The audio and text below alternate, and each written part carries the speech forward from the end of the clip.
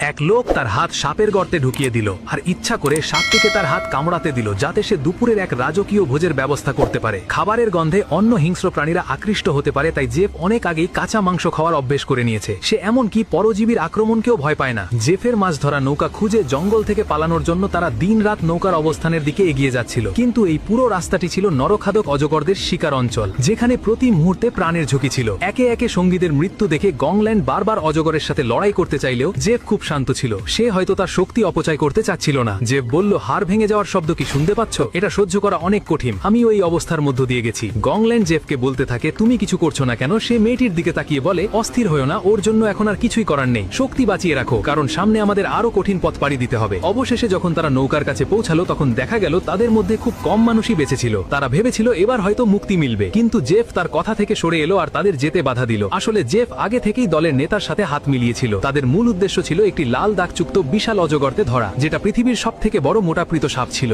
সবাই তখন অবাক হয়ে বুঝতে পারলো যে জেফ তাদের এখানে নিয়ে এসেছে যাতে তাদের জ্যান্ত টোপের হিসাবে ব্যবহার করে সাপটিকে ধরা যায়। সে যখন দুজনকে বেঁধে ফেলে তখন হঠাৎ একটি অজগর এসে তাদের নেতাকে ছিনিয়ে নিয়ে যায়। জেফকেও একটি সাপ জঙ্গলের গভীরে টেনে নিয়ে যায়। সবাই ভেবেছিল জেফ মারা গেছে, আর যখন জেফের নৌকায় করে তারা পালাতে যাচ্ছিল তখনই তাদের একজনকে কেউ পিছন থেকে ভেনাম ইনজেক্ট করে দেয়। এই শয়তানের চেয়েও ভয়ঙ্কর লোকটি সাপটিকে মেরে ফিরে আসে। এরপর সে অন্যদের আবার বেঁধে ফেলে আর সেই বিশাল লাল অজগরটিকে ধরার জন্য চারপাশে ফাঁদ পাততে শুরু করে।